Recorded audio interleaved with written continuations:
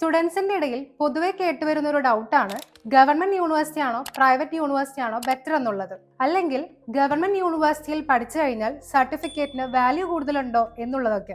ഈ ഒരു സംശയം നിങ്ങൾക്കും ഉണ്ടാകില്ലേ? ആക്ച്വലി ഗവൺമെന്റ് യൂണിവേഴ്സിറ്റിയും പ്രൈവറ്റ് യൂണിവേഴ്സിറ്റിയും UGC അപ്രൂവ്ഡ് ആണ്. അതുകൊണ്ട് തന്നെ സർട്ടിഫിക്കറ്റിന്റെ കാര്യത്തിൽ ഒരു വ്യത്യാസവും ഇല്ല. അതേപോലെ യൂണിവേഴ്സിറ്റി സെലക്ട് ചെയ്യുന്ന കാര്യങ്ങളിൽ നിങ്ങൾ ശ്രദ്ധിക്കേണ്ട കുറച്ച് കാര്യങ്ങളുണ്ട്. University ranking, exam pattern, reputation, result publish ചെയ്യുന്ന കാര്യത്തിൽ ഡിലേ വരുന്നുണ്ടോ, ഇങ്ങനെയുള്ളതെല്ലാം.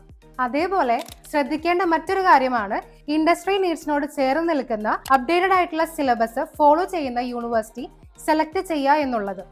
ഗവൺമെന്റ് യൂണിവേഴ്സിറ്റീസിനെ വെച്ച് കമ്പയർ ചെയ്യുമ്പോൾ പ്രൈവറ്റ് യൂണിവേഴ്സിറ്റി കുറച്ചുകൂടെ സിലബസിന്റെ കാര്യത്തിൽ അപ്ഡേറ്റഡ് ആയിരിക്കും. നമുക്ക് എല്ലാവർക്കും അറിയാം പ്രൈവറ്റ് യൂണിവേഴ്സിറ്റി വളരെയധികം എക്സ്പെൻസീവ് ആണ്.